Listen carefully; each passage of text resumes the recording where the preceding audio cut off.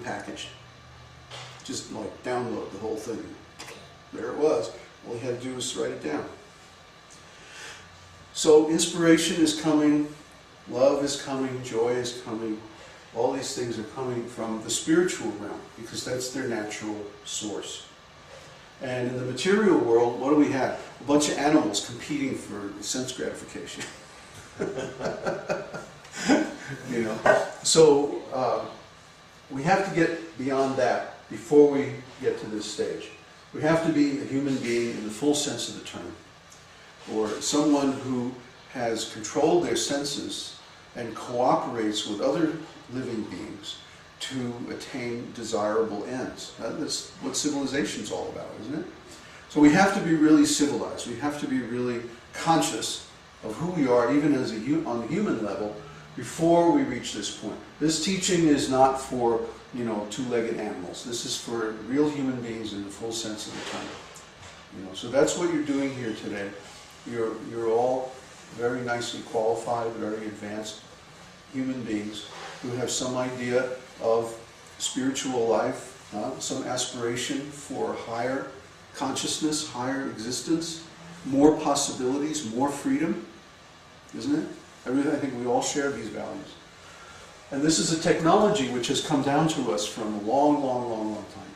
I mean, people have been chanting this mantra for a long time. It's a very powerful mantra. It's considered one of the 3 most powerful mantras in existence. And of those 3, it's the only one that we can share publicly. The other ones are initiatory mysteries. Because they require certain conditions. How can I explain? It's just like to fly an airplane, you have to have a license. Not everybody can fly an airplane. You have to be checked out. You know, you need to qualify yourself in a certain way. Why? Because an airplane is dangerous. You know, if you mess up, you can really cause a lot of problems. So we have a process for qualifying people for flying airplanes. Well, similarly, there are some mantras that are so powerful that they require similar. It's not that we want to keep them secret. Actually, we'd like to give it to everybody, but we don't want them to mess up their spiritual life by misusing them. You know, power can be misused, and if it is, it's extremely dangerous. So we don't want these mantras to be misused. But this is a mantra that basically can't be misused. It's like a bike with training wheels. You can't fall off. You'd have to try really hard. So we give this mantra publicly, and it's just as good as the mantras that are also confidential. But its specific purpose is to benefit the population in general.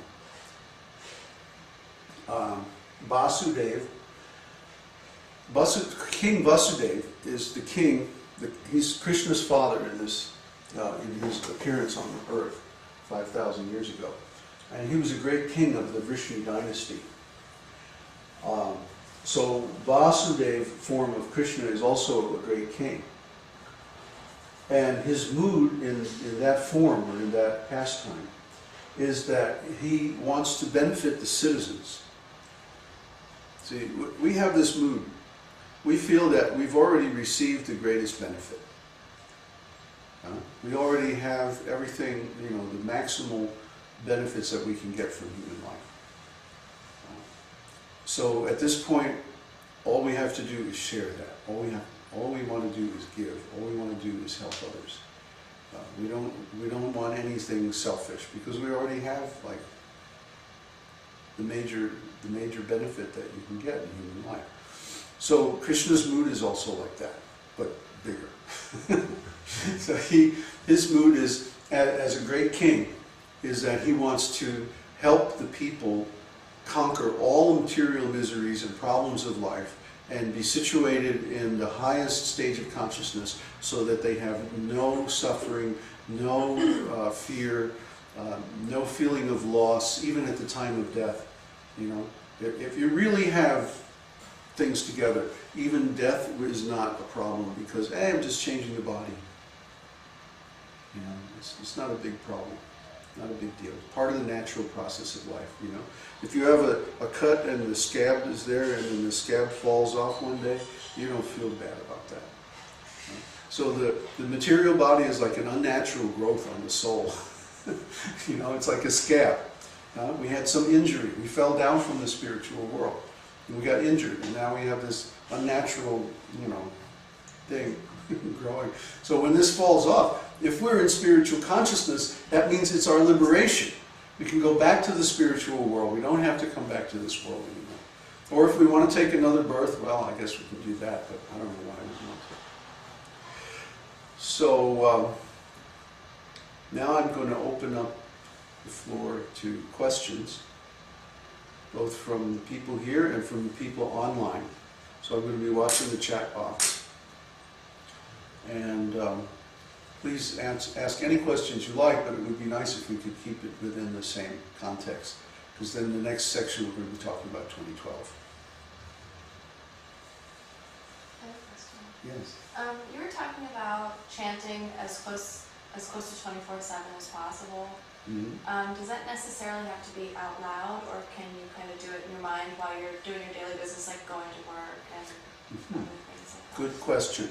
She's asking if she can chant silently while doing other activities, or if it has to be out loud. Well, we get the maximum benefit from chanting out loud. The idea is we want to engage as many senses as possible in the chanting process. By doing that, we create more impressions. It's just, remember, the idea of the whole thing is to create as many impressions of spiritual quality as we can to overcome the material impressions. So if we're chanting and hearing and counting beads, that will help us to do that.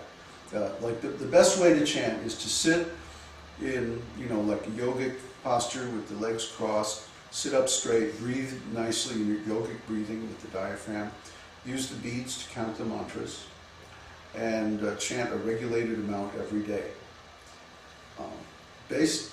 Best thing is first thing in the morning. You first get up in the morning, wash your face, wake up a little bit, maybe have a cup of tea, sit down and chant your mantra. And that way the whole day is going to go smoother. You know, it's got to, because we're being connected with our original source, our original nature. But of course, we all have to do other things and work for a living and do stuff like that. So yeah, at those times it's more appropriate to chant silently.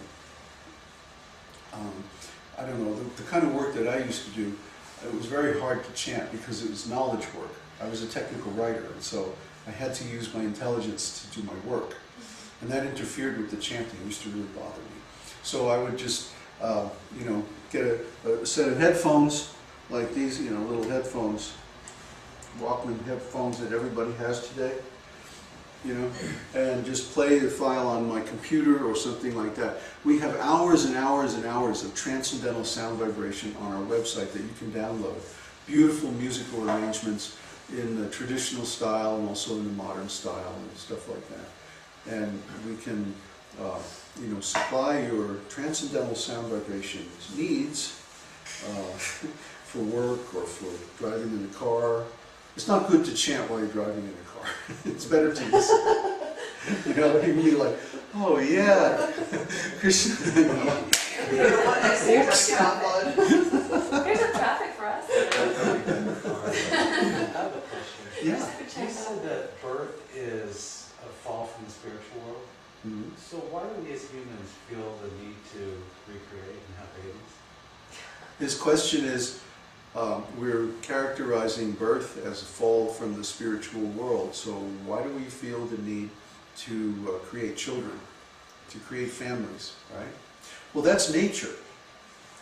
Nature insists on the preservation of the species. So the laws of nature are designed to reward us for reproducing. So it's more of a material need than a spiritual need? Well, no, there's also a process where you can have spiritual children. My spiritual master was describing it, but it doesn't involve sex life. You can create spiritual children independently. He was describing it's like you lie down and a lotus flower grows from your navel, and then the new living being appears in that. Pretty cool. But no, in the material world, we have to propagate the species. That's part of the game here. So, you know, the sex life, family life, all those things are quite natural. Yeah. They're instinctive needs. They're part of the animal. You know, we have like an animal part, which is the body, and then we have the spiritual part, which is the human part. I think you were first. Yeah. Just two things real quick. First, I kind of missed what you said about the lotus from the navel. Does that have anything to do with the chakras, or I Not missed really. where that came from? No, this is in the spiritual world. Okay. In the spiritual world, people can reproduce without sex. That was the point. Oh, okay. They don't need the combination of the two sexes. All right. Yeah, but they can still have children, because having children and having that affectionate relationship is a very natural thing. Right. With the mantras, is there any mudras that correlate with it?